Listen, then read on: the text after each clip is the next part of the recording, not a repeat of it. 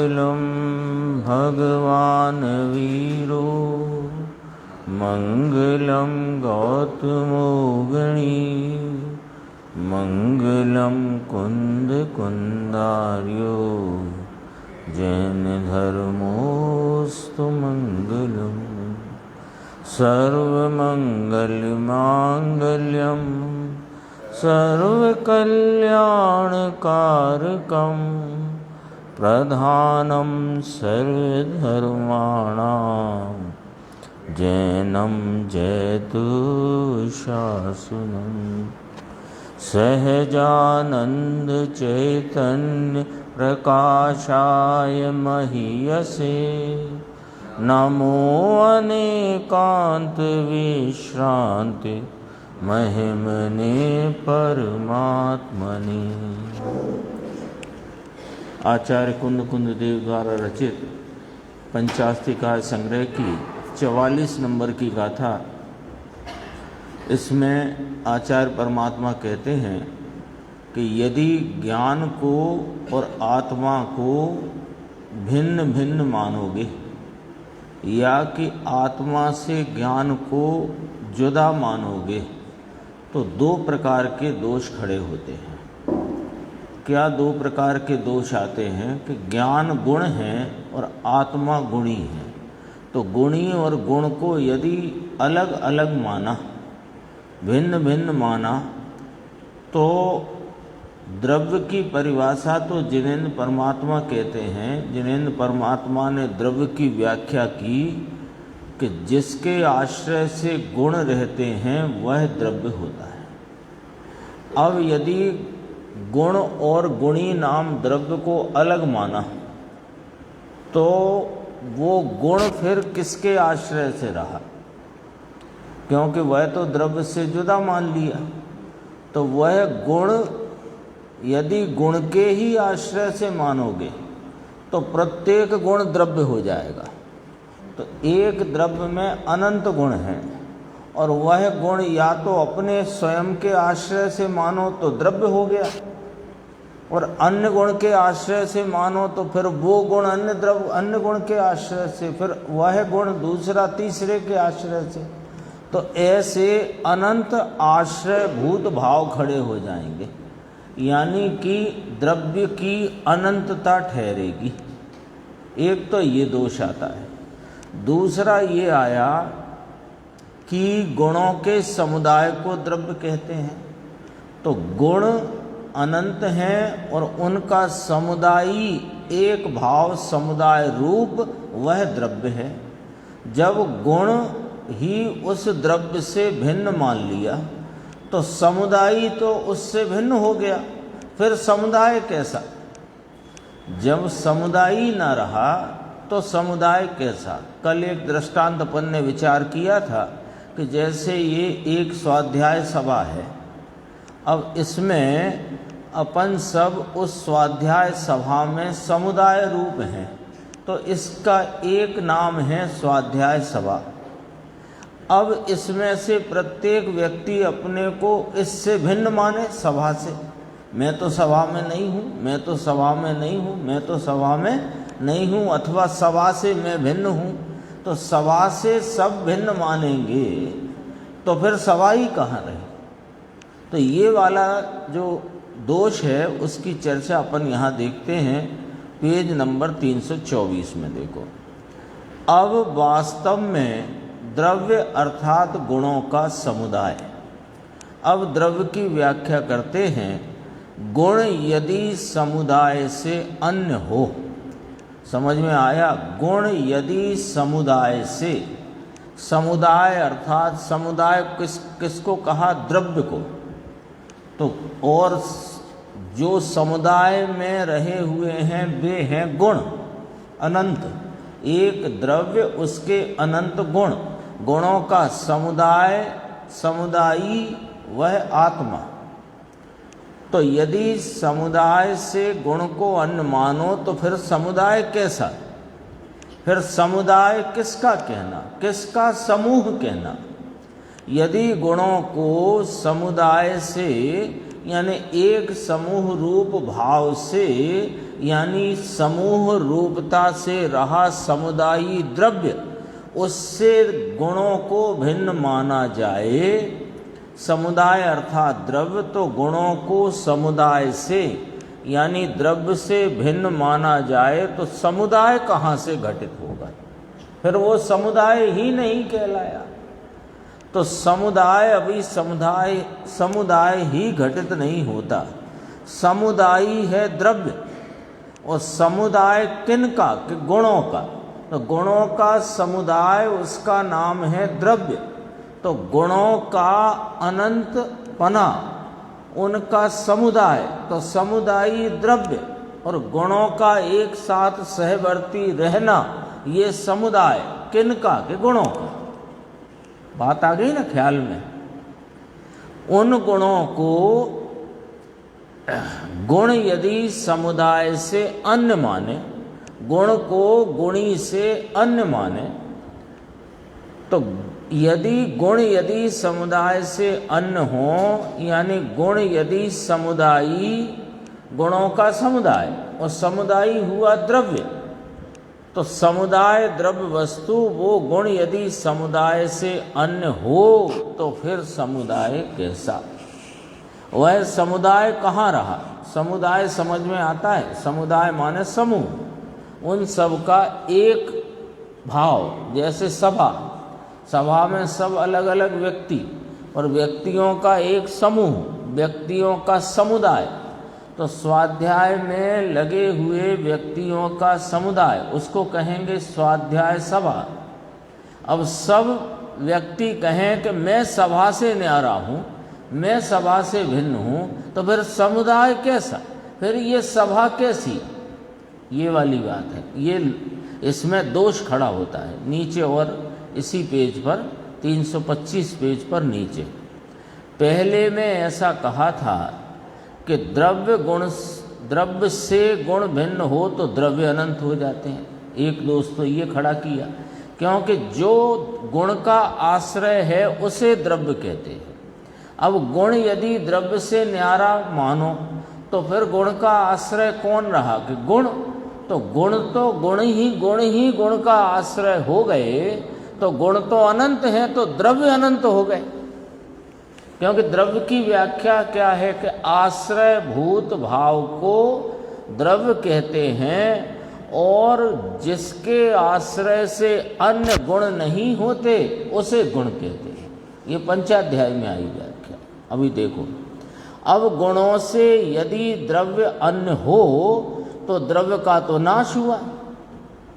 एक में तो कहा द्रव्य अनंत हो जाते हैं, और गुणों का समुदाय जो आत्मा है, यहाँ आत्मा की बात चलती है, जीव की, तो गुणों का ज्ञान, दर्शन, सुख, चारित्र, वीर, प्रभुता, स्वच्छता, विभुता आदि अनंत गुण, उन गुणों का एक रूप जो स्वरूप है उसका नाम द्रव्य। तो जब वे गुण गुणी से भिन्न, तो द्रव्य का नाश ठहरा। समुदाय समुदायी से यदि भिन्न हो तो द्रव्य का नाश हो जाता है।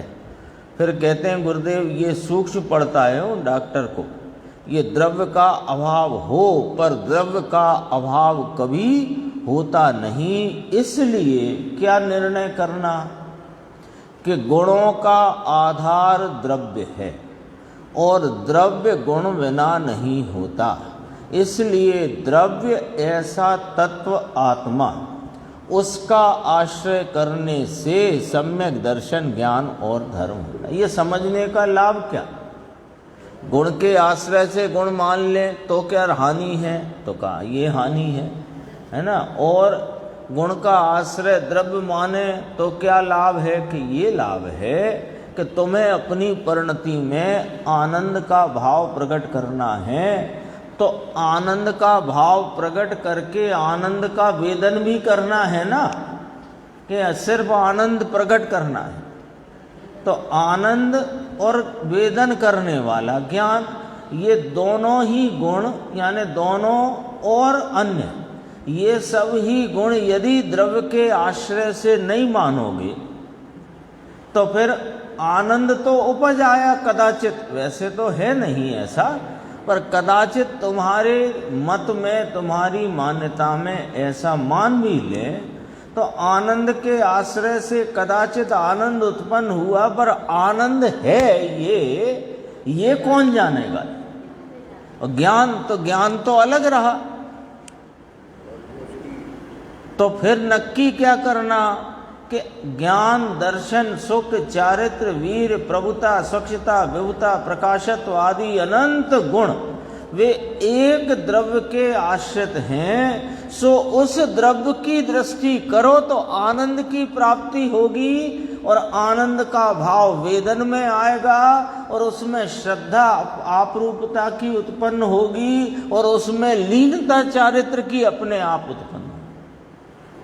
और यदि तुमने चारित्र को जुदा माना, ज्ञान को जुदा, दर्शन को जुदा और द्रव्य को जुदा, क्योंकि द्रव्य से ज्ञान भिन्न माना तो द्रव्य से आनंद भी भिन्न माना, तो द्रव्य से सुख, वो क्या नाम, चारित्र भी भिन्न माना, द्रव्य से श्रद्धा भी भिन्न मानी, तो सभी भिन्न भिन्न हो गए ना। फिर समुदाय रूप एक भाव तो कोई रहा ही नहीं। तो ये दृष्टि करने के लिए द्रव्य गुण पर्याय में कौन है जिसकी दृष्टि करना, ये वाली बात इस 44 नंबर गाथा में खड़ी होती है। बोलो, लगेगा तो ये क्या बात कही है आपने, पर इसमें बात कितनी गंभीर निकाल करके दी गुरुदेव श्री ने कि वस्तु है ना, ये आत्मा पदार्थ है ना जगत का, तो वस्तु है तो कैसी है कि ये द्रव्य गुण पर्यायवत स्वरूप है। अभी तो अपन ने 93 गाथा में पढ़ा ना, पदार्थ है वे द्रव्यात्मक हैं, द्रव्य वे गुण और पर्याय स्वरूप हैं। तो द्रव्य गुण पर्याय स्वरूप इस पदार्थ का कौन सा ऐसा भाव है जिसकी दृष्टि करना है। दृष्टि करेगी पर्याय, किसकी करना है कि गुण की कि गुणी की, कि गुणी की करना है। तो गुण क्या काम के कि गुण से वो द्रव्य पहचाना जाता है। आए ख्याल में आई ना बात। पर्याय के द्वारा गुणों से वस्तु को पहचान कर जो अनंत गुणों का आश्रय भूत एक अखंड अभेद भाव है, वो दृष्टि के योग्य है। ज्ञान लक्षण से ज्ञान को नहीं पकड़ना है, ज्ञान लक्षण द्वारा ज्ञान की पर्याय से ज्ञायक भगवान को पकड़ना है। ये बोलो बात इसमें खड़ी हो गई। हाँ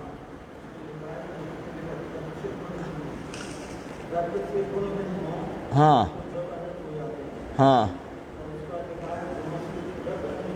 तो द्रव्य का नाश हो। दो दोष खड़े किए, दो दोष बताए थे ना टीका में।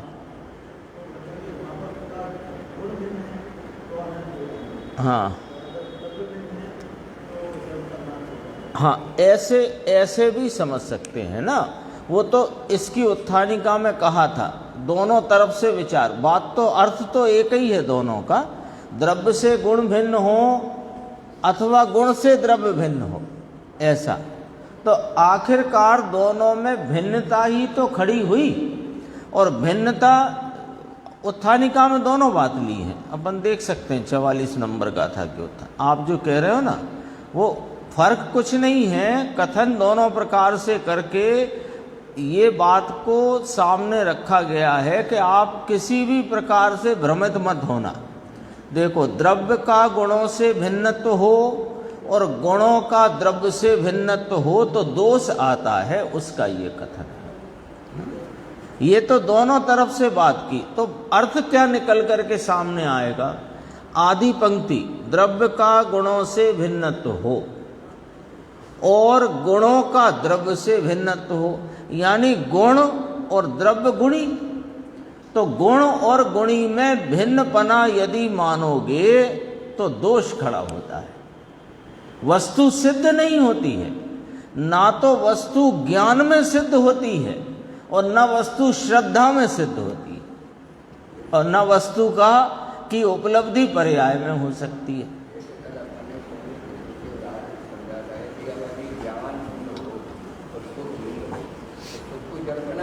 हाँ, सुख सुख अचेतन कहलाएगा। ऐसी ये चर्चा भाई साहब बता रहे हैं ना, इस प्रकार की चर्चा उसमें भी आती है। हाँ, कि एक गुण, प्रत्येक गुण अपने अपने रूप और प्रत्येक गुण में अनंत गुणों का रूप। तो एक प्रश्न आया, अभी शायद आत्मधर्म में है या उसमें आया है, स्वानुभूति दर्शन में ऐसा प्रश्न आया कि साहेब ज्ञान में, ज्ञान गुण में अस्तित्व का रूप है, ये बात तो हमको समझ में आई कैसे करके कि ज्ञान है तो है पने से अस्तित्व का रूप है ज्ञान में, ये बात तो हमको समझ में आई। लेकिन अस्तित्व गुण जो है जीव का, उसमें ज्ञान का रूप है, ये कैसे समझें? तो कहा कि जीव का अस्तित्व चेतन रूप है कि अचेतन रूप है? चेतन रूप है। तो वो चेतन रूपता, तो जीव का अस्तित्व नाम है पने का स्वभाव। वो चेतन रूप क्यों है? क्योंकि उसमें ज्ञान गुण का रूप है। अस्तित्व में ज्ञान गुण का रूप है ना। तो अब आपका प्रश्न ऐसा है कि गुण से द्रव्य भिन्न है कि द्रव्य से गुण भिन्न है, कि दोनों से भिन्नता मानने में दोष ही दोष है। क्योंकि दोनों का अर्थ निकल करके यही आता है कि भिन्नपना।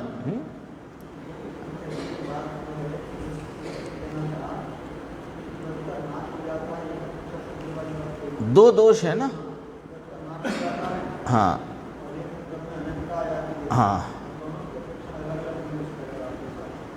नहीं देखो, ये इसी में आया है, अपन अंतिम पैराग्राफ पढ़ रहे हैं इस गाथा के विस्तार का, कि द्रव्य से गुण भिन्न हो।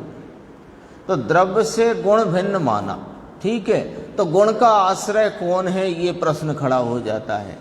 और गुण का आश्रय फिर द्रव्य नहीं मान सकते यदि द्रव्य से गुण भिन्न हो। पहले ही लाइन उसी भाषा में पढ़ते हैं, द्रव्य से गुण भिन्न हो तो गुण का आश्रय कौन?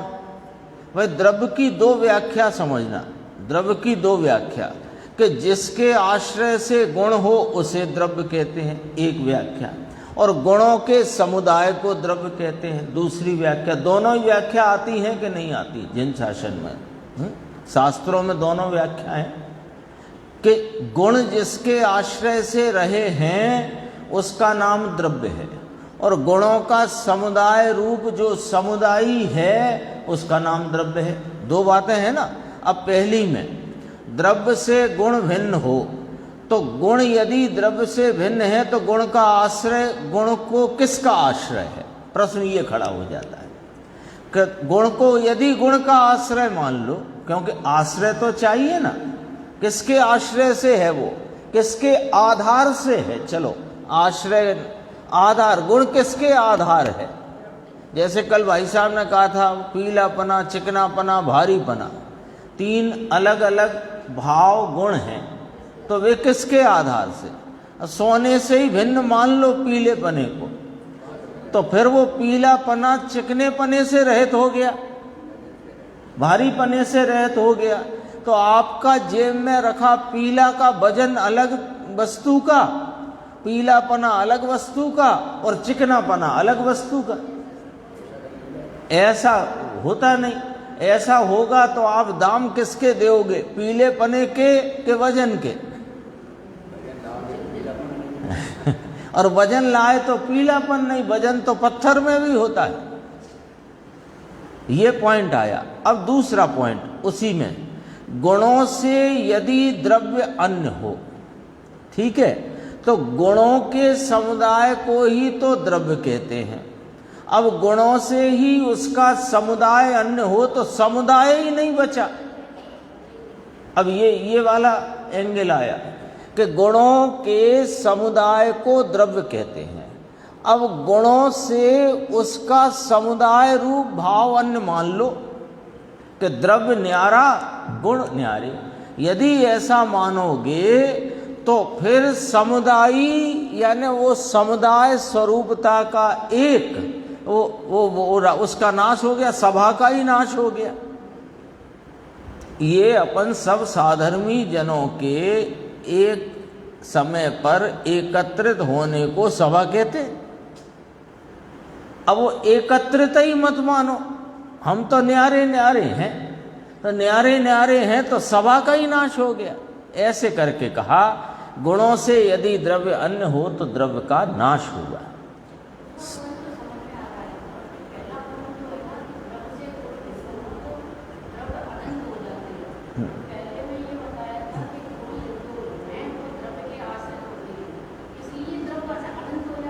पहले ऐसे नहीं, देखो कि गुण जिसके आश्रय से होते हैं उसे द्रव्य कहते हैं। अब गुण को वास्तव में वस्तु व्यवस्था तो ये है कि अनंत गुण एक द्रव्य रूप भाव के आश्रित हैं, तो जो उन सब का आश्रयभूत भाव है, अनंत गुणों का आश्रयभूत आधारभूत भाव है, उसका नाम द्रव्य है। अब द्रव्य से गुण को अन्य मानो, ये पीछे चल गई है बात, तब इतनी बात है कि द्रव्य और गुण के, द्रव्य एक अस्तित्व से रचित होने से, उनकी प्रदेश भिन्नता नहीं होने से, उनका स्वकाल एक होने से और उनका स्वभाव एक होने से गुण के चतुष्टय और द्रव्य के चतुष्टय एक है। इतनी बात तो आ चुकी है। अब प्रश्न यहाँ रखा कि यदि ऐसा मानो कि गुण अन्य है, अब द्रव्य किसे कहते हैं, पहले ये परिभाषा रखो कि गुणों के आश्रय को द्रव्य कहते हैं, आश्रय को। अब गुणों का आश्रय तो द्रव्य तब सिद्ध होगा जब द्रव्य और गुण को अभिन्न मानोगे। यदि गुण को भिन्न मानोगे तो फिर गुण किसके आश्रय से, प्रश्न ये खड़ा हो गया। तो कहा कि गुण गुण के आधार, तो गुण कितने, अनंत, तो हर गुण अपना ही आधार होने से हर गुण द्रव्य हो गया, तो अनंत द्रव्य हो गया। वस्तु एक है ना। ये 93 गाथा को यहाँ सामने रख लो। इस जगत में जानने में आने वाले जितने पदार्थ हैं वे द्रव्यात्मक हैं और वे द्रव्य गुणात्मक और पर्याय, गुण और पर्याय स्वरूप है। आती है ना बात ये, उधर अभी तो चली 93 नंबर। तो पहले एक द्रव्य गुण पर्याय तीन जो संज्ञावाचक आए, इन तीनों का एक रूप पकड़ो तो उसका नाम पदार्थ है। ठीक है। अब पदार्थ ही सिद्ध नहीं होगा यदि द्रव्य और गुण को भिन्न मानोगे तो। फिर गुण अनंत है, गुण तो अनंत है। कैसे? विस्तार सामान्य समुदाय आया था। अब वे समुदाय तो तब होता है जब अनेक हों। अब अनेक में प्रत्येक प्रत्येक स्वयं स्वयं का आधार, तो वे सब द्रव्य कहलाए। तो फिर द्रव्य नाम, द्रव्य अनंत हो गए। तो फिर परिभाषा बन जाएगी पदार्थ अनंत द्रव्यात्मक है। ऐसा तो है नहीं, पदार्थ द्रव्यात्मक है और उसके अनंत गुण और पर्याय होती है। यही बात आई थी ना। ये बात मूल बात क्या निकाल करके गुरुदेव पकड़ाते हैं, अपन बोलते परिभाषा में बराबर हैं, लेकिन मान्यता में जब तक द्रव्य दृष्टि नहीं तब तक किसी एक गुण को ही द्रव्य मान लिया है या एक गुण की व्यक्तता रूपी पर्याय को द्रव्य मान लिया। भूल तो है ना।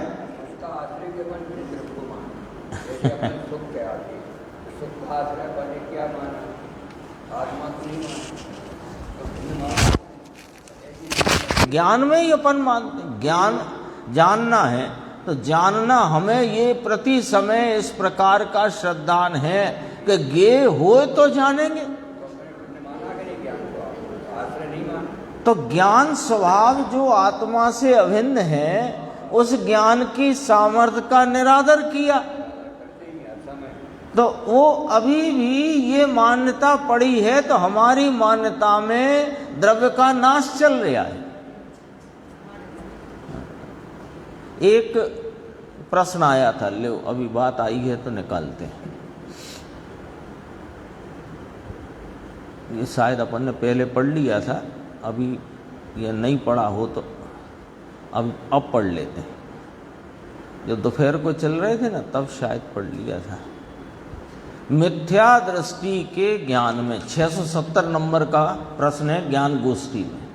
मिथ्या दृष्टि के ज्ञान में द्रव्य स्वभाव भाषित नहीं होता तो क्या उसे द्रव्य का अभाव है?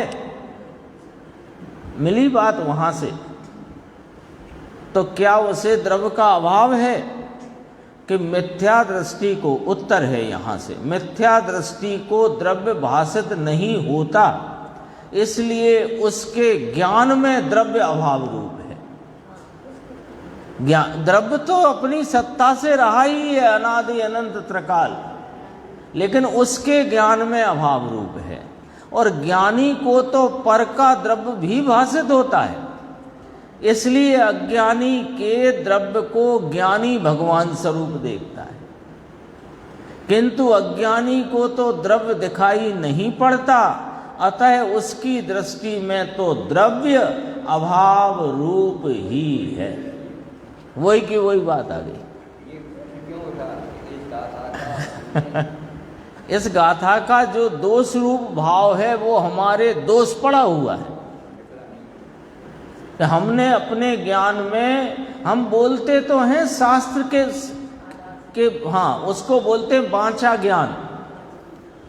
शास्त्र पढ़कर बोलते हैं मैं पदार्थ हूँ जगत का, मैं द्रव्य स्वरूप हूँ, मेरे अनंत गुण हैं और क्रमवर्ती अनंत पर्यायें तीन काल की प्रति समय परिणमित होती हैं आदि इत्यादि सब बातें बोलते हैं, लेकिन पर्याय में ही द्रव्य की स्थापना करके बैठे हैं, तो द्रव्य का तो अभाव करके बैठा है ये अज्ञानी। एक समय की पर्याय में अरे गुण का भी तिरस्कार है और गुणी का भी तिरस्कार है। अरे जगत में एक परमाणु को भी अपना माना तो अपने तिरस्कार किया ना, को अपने तो पर को अपने रूप माना। ये बात आने वाली है। मिथ्या दृष्टि का वर्णन चल रहा है, कल आएगी 79 नंबर गाथा परमांत प्रकाश में, उसमें यही वाला विषय भाई साहब ने कहा कि ये सभी तत्वों का, आत्मा से लेकर के सभी तत्वों का इसको अयथार्थ श्रद्धान है, पुण्य को संवर रूप मानता है आदि इत्यादि बहुत वर्णन है उसमें, अपन देखेंगे उसको। तो उसमें देह पर ले गए बात को कि ये देह को अपनी मानता है, जैसे भाई साहब का एक परमाणु को भी अपना माना, तो इसने देह को अपना माना तो आत्मा को अपना नहीं माना। पड़ोसी के बच्चे को मेरा बच्चा कर रहे हो तो आपका बच्चा नाराज होके चला गया। तो अपने बच्चे का अनादर हुआ कि नहीं हुआ? यही है मेरा बच्चा, तो यही है मेरा बच्चा, तो अपना बच्चा कहे कि ये क्या तरीका हुआ? बहुत बातें हैं, कहाँ कहाँ उलझन पड़ी है अज्ञान के वश। और एक अज्ञान का जनक सिर्फ अपने स्वरूप को भूल जाना है, बस इतना ही है। देखो, गुण का आधार द्रव्य और द्रव्य गुण बिना नहीं होता, ये सिद्धांत को स्वीकार करना। द्रव्य गुण बिना का नहीं होता, गुण और द्रव्य अभिन्न रीति से अनादि अनंत रहे हुए हैं, ये स्वीकार करना। तो उससे क्या होगा कि जो गुणात्मक अनंत गुणों का आधारभूत एक द्रव्य है उसको दृष्टि में लेना, तो तेरी पर्याय में धर्म नाम सम्यक दर्शन ज्ञान चारित्र का परिणाम प्रकट होगा। अन्यथा ये चार गति में भटकना जारी रहेगा।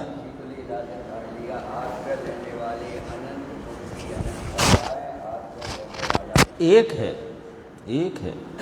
आश्रय करने से सम्यक दर्शन ज्ञान और धर्म होता है, दूसरे का आश्रय करने से धर्म नहीं होता, ये भी सिद्धांत है। निमित्त का आश्रय करने से धर्म नहीं होता, पंच परमेष्टि का आश्रय करने से धर्म नहीं होता।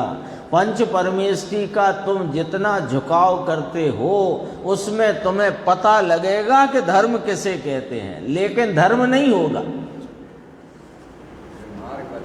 वे बता देंगे कि तुम्हें धर्म करना है तो सद दब्बाओ सुख गई और पद दब्बाओ दुख गई, दुर्गति होगी, अर्थात चैतन्य की गति नहीं होगी। बहुत गंभीर है एक एक गाथा। अब 45वीं गाथा का पाठ अपन करते हैं।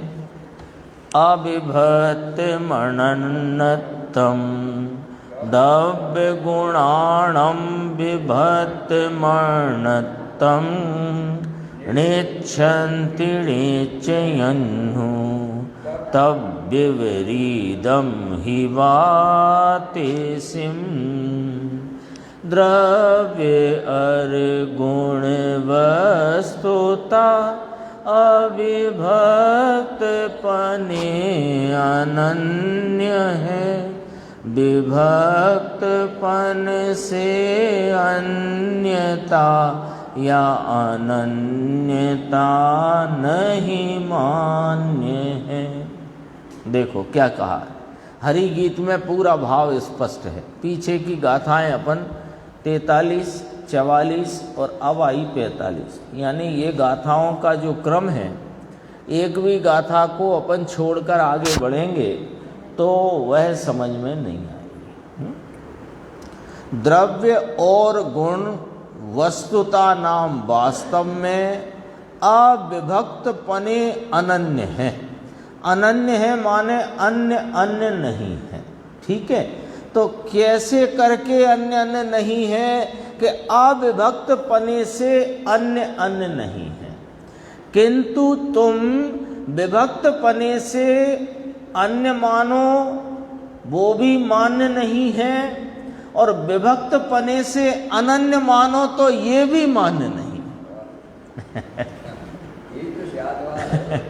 क्या गजब की बात है, देखो। विभक्त पने से अन्यता मान्य नहीं है, यानी द्रव्य अन्य और गुण अन्य विभक्त रूप से मानते हो, सो ये तो मान्य है ही नहीं। इस संबंध में तो 44 गाथा में बात आ ही गई है। अब कहते हैं कि द्रव्य और गुण को तुम भले अनन्य मानो, पर उनमें विभक्तपना मानो तो ये भी मान्य नहीं है। इसका दृष्टांत दिया टीकाकार में, अभी थोड़ा सा इसलिए स्पष्ट करते हैं कि जैसे सतपुड़ा और विंध्याचल वे विभक्त पने अन्य अन्य हैं, ऐसे गुण और द्रव्य नहीं है। एक बात है ना, तो विभक्त पने अन्य पना मान्य नहीं है। अथवा नीर क्षीर की भांति प्राप्त होता है जो दूध, उसमें जो नीर न्यारा और क्षीर न्यारा दोनों के प्रदेश भिन्न भिन्न हैं, ऐसे विभक्त पने से तुम नीर क्षीर को अनन्य मानो तो ऐसे भी नहीं चलेगा। टीकाकार आचार्य भगवान कहते हैं, यानी उनमें विभक्त प्रदेश रख करके तुम उन्हें अनन्य भी मान लो तो ऐसा अनन्यपना नहीं चलेगा।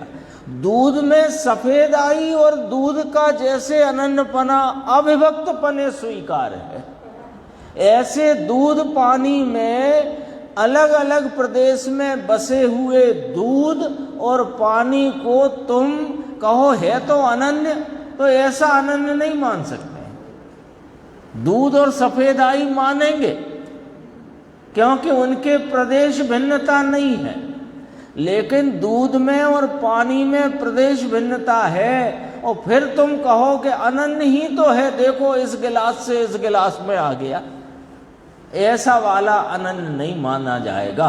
गुण और गुणी, गुण और द्रव्य के बीच गंभीर हैं गाथाएं, लेकिन इसमें सब में दृष्टि का विषय खड़ा होता है। देखो टीका की प्रथम 2 लाइनें इसकी उत्थानिका। यह माने यह गाथा नंबर 45 द्रव्य और गुणों के स्वयं उचित अनन्यपने का कथन है। जो द्रव्य और गुण को उचित अनन्यपना है उसकी यहां बात की जा रही है। उचित अनन्यपना, अनन्य और अन्य का अर्थ एकदम पहले साफ कर लो, यहां पर कोई उलझन नहीं हो। शब्द बहुत बार आएगा। अन्य माने अलग अलग पना और अनन्य माने एक पना, ठीक है। तो तुम जैसे दूध पानी में एक पना मानते हो, वो ऐसा गुणों और द्रव्य का एक पना नहीं स्वीकार है हमको। जिनेंद्र परमात्मा कहते हैं वस्तु की व्यवस्था को, वस्तु की व्यवस्था को द्रव्य और गुणों में उनकी प्रदेश भिन्नता रखकर यदि तुम एक पना मानते हो तो वो स्वीकार नहीं है हमको। द्रव्य और गुण के प्रदेश समान रख कर के एक पना है, इस बात का यहां कथन किया जा गया। गिलास और दूध का भिन्न पना है, वो तो है ही है, ऐसे करके गुण और गुणी तो है ही नहीं। लेकिन दूध में जैसे दूध पानी दो अलग अलग प्रदेशों में रहकर तुमने एक मानते हो, ऐसे भी गुण और द्रव्य नहीं माने जाएंगे। बहुत गंभीर है विषय, बहुत गंभीर है, सामान्य नहीं है ये। देखो, ये द्रव्य और गुणों के स्वयं उचित अनन्यपने का कथन है। अर्थात द्रव्य और गुणों को कैसा अनन्यपना घटित होता है वह बात यहाँ पर कही गई है, ठीक है। अन्वयार्थ, द्रव्य गुणानाम अभिव्यक्तम अनन्यत्वम, द्रव्य और गुणों को अविभक्त पने रूप अनन्यपना है। शब्द तो भारी भारी है, पर इसको अपन सरल शब्दों में कहें तो क्या कहना चाहते हैं आचार्य, है ना। थोड़ी से जागृति की जरूरत है। आलस हो, प्रमाद हो तो हटा के सुनो।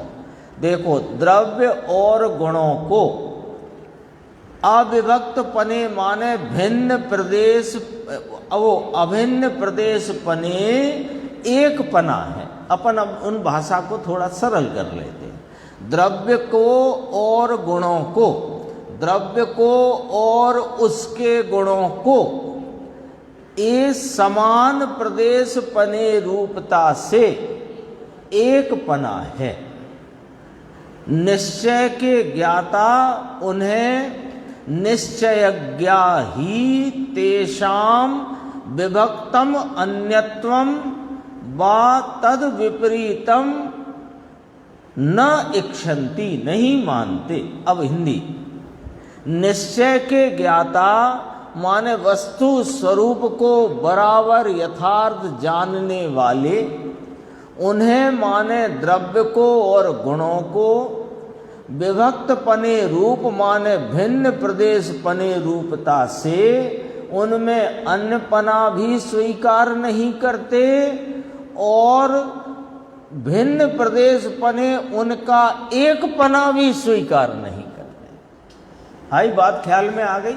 अन्वयार्थ से ही पकड़ेंगे ना, दिशा तो यहां से पकड़ना है, विस्तार टीका में आएगा, फिर उसका खुलासा गुरुदेव की व्याख्या में आएगा।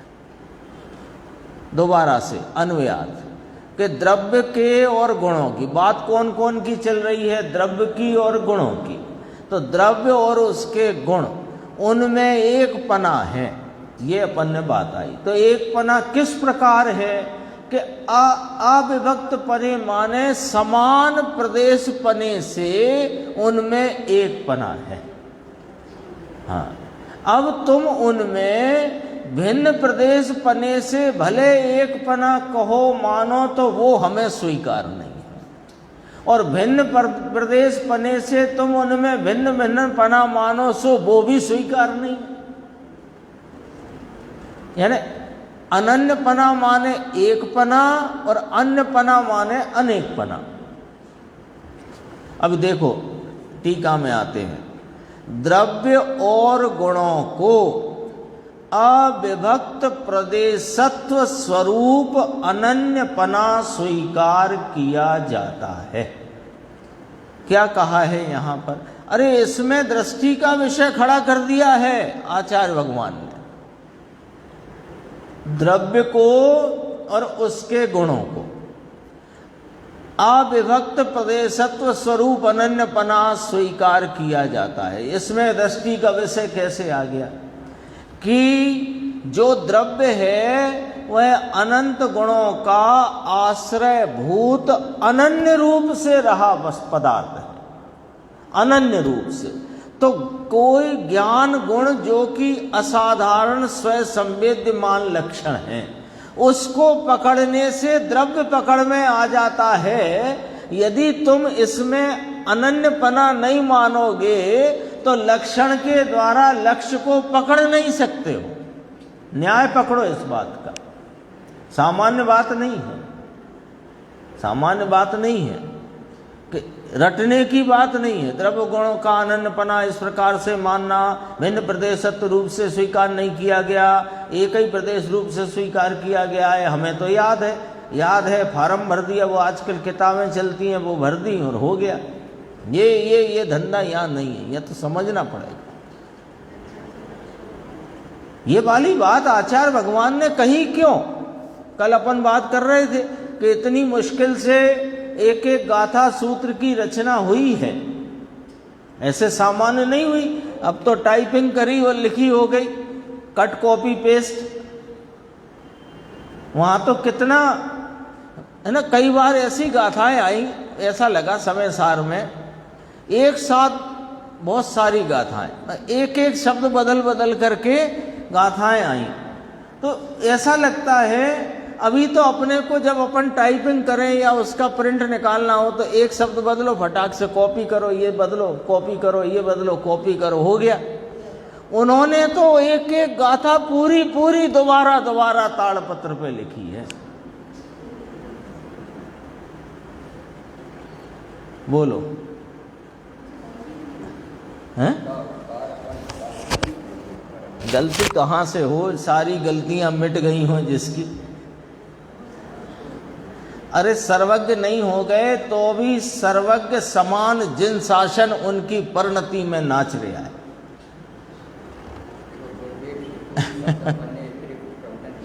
हाँ, उनके तो वे तो बोलते हैं लेकिन बोलने में स्खलन कभी नहीं आ जाता। सब दिख रहा है, सामने दिख रहा है। क्या गजब का, देखो एक एक पंक्ति में अपने को मार्ग दिखा दिया। इस आत्मा को हम आत्मा होने पर भी और आत्मा सदा काल विद्यमान होने पर भी हमारी पर्याय में उसे उपलब्ध क्यों नहीं कर पाए? क्योंकि हम इसे पहचानते नहीं हैं। तो पहचान कैसे करोगे? कि गुण से। और गुण यदि द्रव्य से अनन्य ना मानो, उसके और उसके समान प्रदेश ना मानो, तो गुण को लक्ष्य करते ही द्रव्य लक्षित हो जाए, ऐसी व्यवस्था फिर कहां से आएगी? बता दो। अपन ने एक दिन बात की थी, यहां ढेरी रखी है सफेद पाउडर की, तो जैसे ही उसकी मिठास की व्यक्तता से मिठास गुण को जाना, तो ये शक्कर है ऐसा निर्णय करने के लिए दूसरा समय नहीं चाहिए पड़ता। उसके लिए दूसरा समय नहीं चाहिए। आपने जिस क्षण उस शक्कर के पदार्थ के मिठास रूप परिणाम के द्वारा मिठास गुण को जाना, तो मिठास गुण को जानते ही ये क्यों आपने कह दिया, मान लिया, बता दिया कि ये शक्कर है? यदि वो मिठास और शक्कर समान प्रदेश पने एक रूप ना होती तो आप उस मिठास के ऊपर से शक्कर को कैसे पहचान कर निर्णय कर सकते थे? एक ही लाइन में इतना माल भरा है, सामान्य नहीं है ये बात। दृष्टि का विषय द्रव्य है उस द्रव्य को हमने पहचाना नहीं तो पहचानेंगे कैसे? कि ज्ञान स्वभाव जो उसका लक्षण है, तो ज्ञान की पर्याय में ज्ञान को लक्षण बनाकर ज्ञान को जानोगे कि आत्मा को जानोगे? तो आत्मा तभी तो जानने में आएगा जब ज्ञान और आत्मा दोनों समान प्रदेश बने अनन्य रूप से रहे हों, तभी तो कर सकोगे। बात गंभीर है, सामान्य नहीं है। देखो आगे बढ़ते हैं। अविभक्त प्रदेशत्व स्वरूप का नीचे फुटनोट है। अविभक्त माने अभिन्न, तो अभिन्न का अर्थ पूरा समझना। द्रव्य और गुणों के प्रदेश अभिन्न हैं, समान हैं, वे ही हैं, वे ही हैं। इसलिए द्रव्य और गुणों को अभिन्न प्रदेशत्व स्वरूप अनन्यपना नाम एक पना है, एक पना है। परंतु ये तो स्वीकार है, क्योंकि वस्तु व्यवस्था ये स्वीकार करती है, और ज्ञानी वस्तु स्वरूप को स्वीकार करते हैं, वस्तु व्यवस्था को।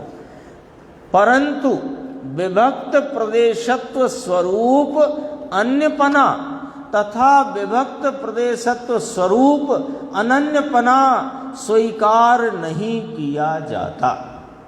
देखो क्या कह दिया कि विभक्त प्रदेशत्व स्वरूप माने भिन्न भिन्न प्रदेश को लेकर के गुण को और द्रव्य को अलग अलग अनेक मानना वो स्वीकार नहीं है, तथा भिन्न भिन्न प्रदेश को लेकर उन गुण को और द्रव्य को एक मानना भी स्वीकार नहीं है। कि द्रव्य और गुण, गुण और गुणी, द्रव्य और गुण एक ही हैं, लेकिन उनके प्रदेश भिन्न हैं, तो ये स्वीकार नहीं, ये स्वीकार नहीं। उसका यह खुलासा करते हैं। वह स्पष्ट समझाया जाता है जिस प्रकार एक परमाणु को, अब ये परमाणु से क्यों समझा रहे हैं, है ना? परमाणु से क्यों समझा रहे हैं? क्योंकि मूर्त परमाणु या मूर्त पदार्थ आपके ख्याल में आता है, तो जो ज्ञात है उधर पर से समझा देते हैं।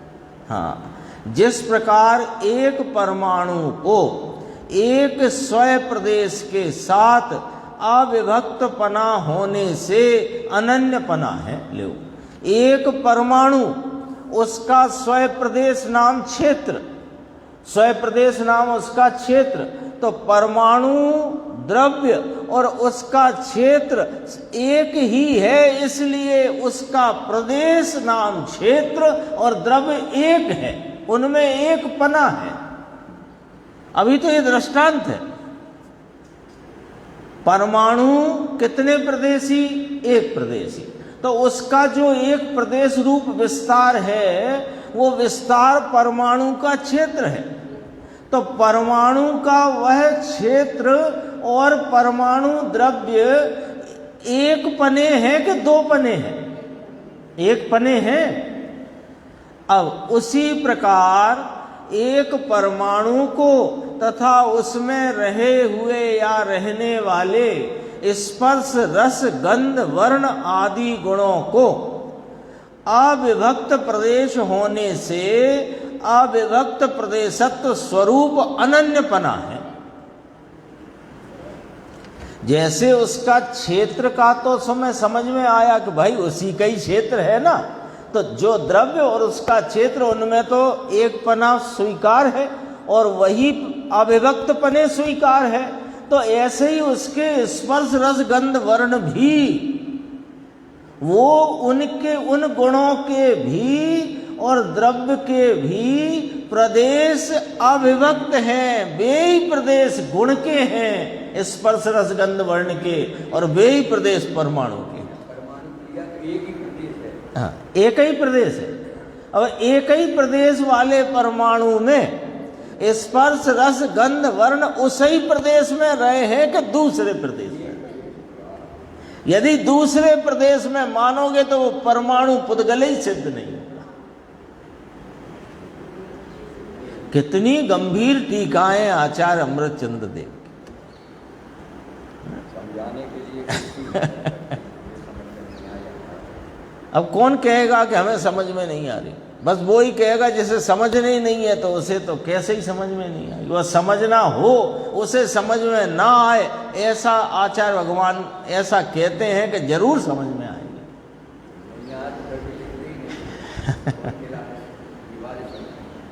एक स्वयं प्रदेश, एक प्रदेशी परमाणु, उसका वही का वही प्रदेश, उसी प्रदेश में जो परमाणु का अपना प्रदेश है, उसी प्रदेश में रहे हैं कि नहीं स्पर्श रस गंध वर्ण। तो अविभक्त प्रदेशपना सिद्ध हुआ कि नहीं? स्पर्श रस गंध वर्ण और परमाणु का एक पना अविभक्त प्रदेशपने से हुआ कि नहीं सिद्ध? अब आगे बढ़ते हैं। परंतु जैसा तुम यदि कहीं ऐसा मानते हो तो ये मान्य नहीं होगा। कैसा? कि सुनो, जिस प्रकार अत्यंत दूर ऐसे सह और बिंद, अपन सह को सतपड़ा मान लो और बिंद को विंध्याचल, तो सतपड़ा और विंध्याचल को विभक्त प्रदेश सत्व स्वरूप अन्नपना है। विंध्याचल पर्वत के प्रदेश न्यारे और सतपुड़ा पर्वत के प्रदेश न्यारे, तो दोनों के प्रदेश न्यारे न्यारे, जुदा जुदा, भिन्न भिन्न, अलग अलग। तो फिर क्या नक्की हुआ कि सतपुड़ा अलग पर्वत है और विंध्याचल अलग पर्वत है। ये तो अन्नपने की एक बात कही। अब दूसरी बात, तथा अत्यंत निकट, ये तो अत्यंत दूर को लिया था। अब अत्यंत निकट ऐसे मिश्रित क्षीर नीर को विभक्त प्रदेशत्व स्वरूप अन्यपना है, अनन्यपना है। यानी वो अत्यंत निकट मिश्रित क्षीर नीर, क्षीर नाम दूध, नीर नाम पानी, तो दूध और पानी को एक ही कहते हैं ना। पूरा जगत एक साथ उसका लाना, ले जाना, लेना, जो कुछ भी है उसकी तौल ताल, खरीद बिक्री, सेवन करना सब एक साथ है ना। लेकिन उनके प्रदेश तो भिन्न भिन्न है। ये तो अपन अपने को सिद्ध है। कढ़ाई में रखो दूध, नीचे हो अग्नि का निमित्त, तो वे फिर प्रदेश भिन्न नहीं थे, तो दूध और पानी अलग अलग कैसे हो गए? हो गए। तो प्रदेश तो अन्य अन्य है। तो अन्य अन्य प्रदेश पना रह करके जैसे दूध पानी एक कहा जाता है, माना जाता है, जाना जाता है, खरीदा बेचा जाता है, सेवन किया जाता है, ऐसे करके गुण और गुणी, गुण और आत्मा, उनके भिन्न प्रदेश पने से एक पना यदि तुम कहो सो वो हमको माने नहीं। उसी प्रकार द्रव्य और गुणों को विभक्त प्रदेश ना होने से, विभक्त प्रदेश माने अलग अलग प्रदेश नहीं होने से अन्यपना भी स्वीकार नहीं, तथा विभक्त प्रदेश स्वरूप अनन्यपना माने एक पना भी स्वीकार नहीं है। इसका फुटनोट देख लो बस। अत्यंत दूर स्थित सह और बिंद नाम के पर्वतों को भिन्न प्रदेशत्व स्वरूप अन्यपना है। फिर दूसरे दृष्टांत की बात, अत्यंत निकट स्थित मिश्रित दूध और जल को भिन्न प्रदेशत्व स्वरूप अनन्यपना है। एक पना कहने में, देखने में, बोलने में, व्यापार में, उसके कार्य में आता है। द्रव्य और गुणों को ऐसा अनन्यपना मानो सो यह मानना ठीक नहीं है, किंतु अभिन्न प्रदेशत्व स्वरूप अनन्यपना ही स्वीकार है, क्योंकि वस्तु व्यवस्था ऐसी है। इसमें गुरुदेव की व्याख्या अपन आगे की स्वाध्याय